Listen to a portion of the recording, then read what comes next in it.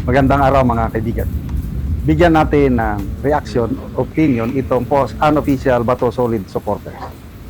PBBM, nakatanggap umano ng pagbabanta sa buhay matapos ang nangyari kay Mima Alicia. Pahayag yan ni Director Matibag ng NBI.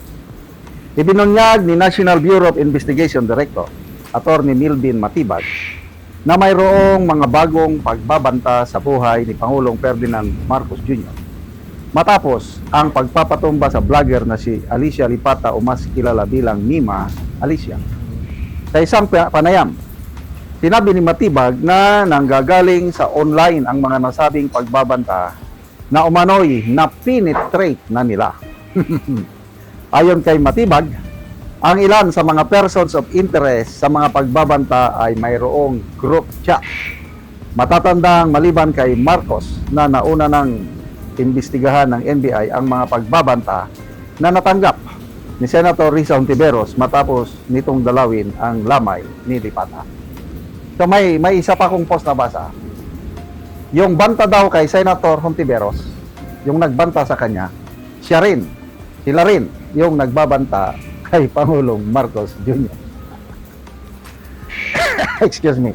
Noong una kasi, ang tingin nila, politically motivated itong pagpas lang kay Mima Alicia. Kaya yung mga pro-BBM vloggers, talagang tapang nila. Ipagpapatuloy namin ang laban ni Mima Alicia. Oh. Kala nila mga Duterte ang nagpatumbay. O ngayon, salamat sa PNP dahil mabilis nilang na-resolve. Case closed na ito eh. Dahil ang findings ng PNP, hindi politically motivated yung pagpatay. Ang dahilan is utang. Kaya mayroong nag-comment, I don't know sino yung DBS vlogger na dapat ang sigaw daw ng mga kaibigan vlogger ni late Mima Alicia is, kami na ang magbayad sa utang mo. Kasi pagpapatuloy daw nila ang laban eh. O di silang magpatuloy pagbayad sa utang.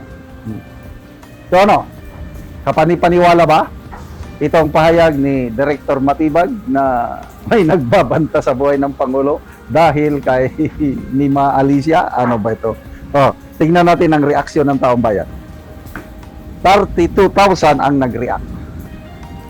31,000 ang tumatawa, 1,100 ang nag-like, 135 ang galit. So, percentage-wise, nasa more than 90%, 95% ang hindi naniniwala dito sa pahayag ni Director Matibag. Para ganyan lang din yung kay BP Sara eh. Yung pagbabanta na may person of interest na daw sila. That was 2 years ago, magto 2 years na hanggang ngayon person of interest pa rin, pati mga sundalo, ilang sundalo at pulis na naka-assign security detail ni Bibi Sara excuse me, pinaghihinalaan na rin. Ano ba yun? To me, that's sampal.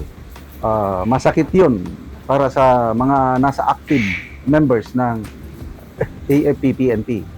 Para bang ang APPNP walang sariling mechanism para i-screen ang mga tauhan nila bago i-assign sa mga VIPs. So, as usual, si Matibag, maraming ganyan. Tingnan nyo yung sa Senate noon. Meron daw threat sa Senate. Kaya hindi pwedeng pumasok yung mga ang PNP, sabi niya, wala namang kaming katanggap na reliable information na may threat sa Senate. Dapat yung PNP ang mas nakakalam dahil sila yung kanilang area, yung Metro Manila. Sabi, wala. Si Matibag lang nagsasabi na meron. Kaya, I don't know kung may maniniwala pa ba sa mga pahayag ni Director Matibag. Comments, basahin natin. Hallucination na yan, sabi ni Ikat. Kaya sasakay na siya sa racket. Jamming naman kasi malaking dispalko sa project. Mukhang nagkakatotoo na yung wish ni Sara. Iisa lang ang script. Chismis. Ako rin, may nagbanta sa buhay ko kasi palagi ako tumatawa sa comments.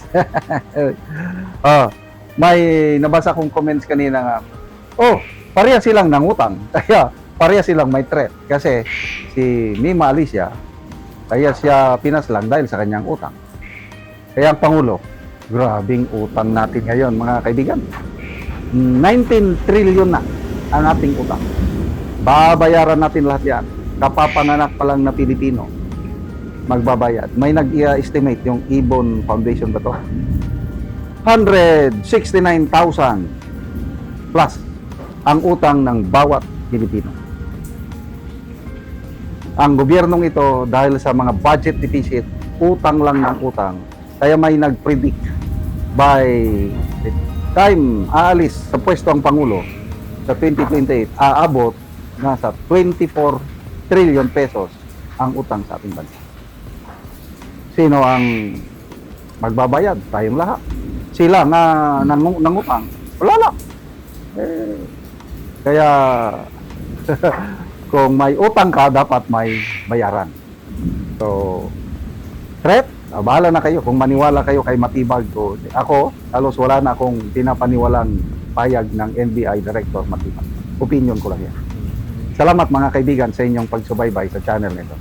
Nakakatulong kayo ng malaki sa tribong talandig ng Bukidnon dahil ang sweldo natin sa channel na ito is pantulong sa tribo. Namimigay tayo ng libreng yero at pako para makapagpatayo sila ng mas maayos na tirahan. Panoorin ninyo ang video na ito.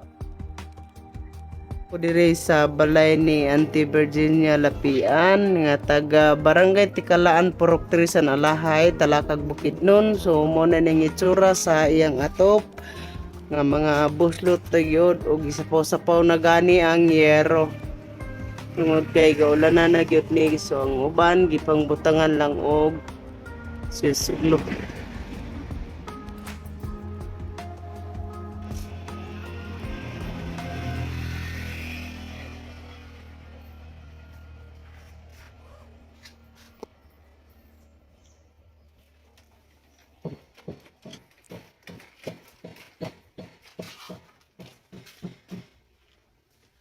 Dini pa ano.